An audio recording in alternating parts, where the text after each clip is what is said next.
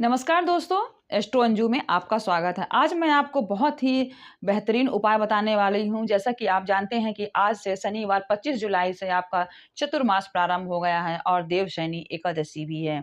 और भगवान विष्णु हमारे 4 महीने के लिए योग निद्रा में चले जाते हैं। तो इन 4 महीनों में आपको ऐसा उपाय करने के लिए मैं आपको बताऊँगी जो आपकी जो इच्छाएँ हैं, पुत्र प्राप्ति के लिए, धन प्राप्ति के लिए, घर में सुख शांति के लिए, इन सब चीज़ों की जानकारी के लिए आप घर बनाना चाहते हैं, कार लेना चाहते हैं, हमारी माताएँ पुत्र की आस में बैठी हुई हैं, तो इस समय हमें 4 महीने भगवान की सेवा कैसे करनी चाहिए, उनको प्रसन्न कैसे करना चाहिए, तो इसके बारे में मैं आपको जानकारी दूँगी। आपको ऐसी कोई भी वीडियो नहीं मिली होगी जिसमें आपको चतुर्मास के नियमों के बारे में बताया गया होगा कि चतुर्मास की और हमें कथा कैसे करनी चाहिए, उसमें हमें नियम क्या करने चाहिए और इसके पालन हमें क्या करना चाहिए। तो आइए जानते हैं। वीडियो को अच्छी लगे तो उसे लाइक करें, सब्सक्राइब करें और वीडियो के लास्ट में मैं आपको बताऊँगी उन उपायों के बारे में जिसके करने से आपके घर में सुख समृद्धि, पुत्र प्राप्ति, सारी इच्छाएँ आपकी पूरी मनोकामनाएँ पूरी होगी। बने रहिए वीडियो में लास्ट तक। चलिए आइए जानते हैं। भगवान को प्रसन्न करने के लिए और मोक्ष की इच्छा रखने वाले उन तमाम भक्तों के आज मैं चतुर्मास व्रत का प्रारंभ है। इसे करने के लिए युधिष्ठिर बोलते हैं कृष्ण के से कि विष्णु के शयन का व्रत करना बहुत ही जब हमारे विष्णु भगवान शयन यानी देवशयनी एकादशी के बारे में कहा गया है, इस समय हमें इस दिन व्रत हमें ज़रूर करना चाहिए और ऐसे इस समय व्रत करने वाले जो हमारे भक्त हैं, उनके सभी पाप नष्ट हो जाते हैं। कोई छोटे पाप हो, बड़े पाप हो, जैसे भी पाप हो, किसी के प्रति मन में द्वेष भावना आती है, तो इस देवशयनी एकादशी का व्रत रखने मात्र से वो पाप दूर हो जाते हैं। और चतुर्मास व्रत का प्रारंभ भी इसी दिन से होता है। देव की कृपा प्राप्त करने के लिए चतुर्मास व्रत को जरूर करना चाहिए। अगर आप भगवान विष्णु की कृपा पाना चाहते हैं, माता लक्ष्मी की कृपा पाना चाहते हैं, तो आपको चतुर्मास का व्रत जरूर करना चाहिए। श्री कृष्ण बोलते हैं युधिष्ठिर से, विष्णु के शयन में के व्रत और चतुर्मास में जो व्रत कहे हैं, मैं तुमसे कहता हूँ आषाढ़ मास के, क्योंकि ये आषाढ़ मास के शुक्ल पक्ष में एकादशी का व्रत आता है, देवशयनी एकादशी का व्रत आता है, जब सूर्य कर्क राशि में प्रवेश करता है। ध्यान सुनिएगा, जब सूर्य कर्क राशि में प्रवेश करता है और एकादशी के दिन जगत के स्वामी मधुसूदन भगवान को शयन कराना चाहिए। जब सूर्य तुला राशि पर आ जाए तब भगवान का उत्थान करना चाहिए, यानी उस समय दे उठनी एकादशी मनाई जाती है। तो इन राशियों में जब ध्यान सुनिएगा, जब सूर्य हमारी तुला राशि पर प्रवेश करती है तो उस समय देवउठनी एकादशी होता है और हम देवउठनी एकादशी का व्रत रखते हैं और भगवान को जागृत करते हैं। और अधिक मास में भी यही नियम कहा गया है। अधिक मास में जो हमारे अधिक मास कहलाता है उसमें भी हमारे नियम हैं। कुछ नियम 1 महीने का रहता है, लेकिन इस चतुर्मास में 4 महीनों का नियम रहा कहा जाता है। आषाढ़ शुक्ल में एकादशी का उपवास करके चतुर्मास के व्रतों का नियम करें। युधिष्ठिर बोलते हैं शंख चक्र गदाधारी भगवान की प्रतिमा को स्थापित करके स्नान करवाएं। ऐसी हमें प्रतिमा लिखना है जिसमें हमारे विष्णु भगवान शंख लिए हों, चक्र लिए हों और गदा लिए हों अपने हाथ पर। उनको स्नान पंचामृत से उनका स्नान कराना चाहिए, पीताम्बर धारण कराना चाहिए, इत्र लगाना चाहिए, उनको पीले फूल फल अर्पित करना चाहिए और फिर उनको एक सफ़ेद वस्त्र से उनको ढक कर उनको सुला देना चाहिए। और मैं लक्ष्मी सहित और बोलना चाहिए कि हे ऋषिकेश, मैं लक्ष्मी सहित तुम्हारा पूजन करके शयन करा रहा हूँ। हे देवेश, हे जनार्दन, जगन्नाथ, आपके शयन करके चर अचर अब संसार सब सो जाएगा, आपके जागने पर सब संसार जगता है।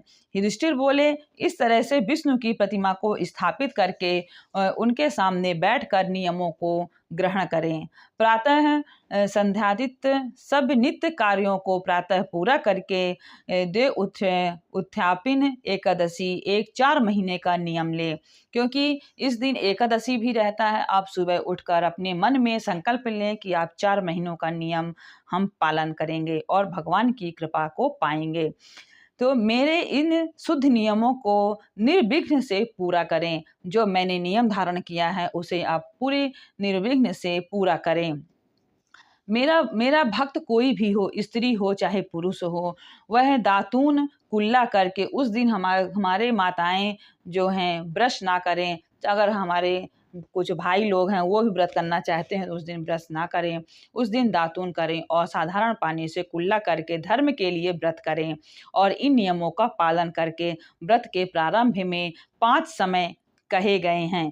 चतुर्मास के व्रतों का आरंभ आषाढ़ में करना चाहिए। जो चतुर्मास का हमारा व्रत स्टार्ट होता है वो आषाढ़ में होता है।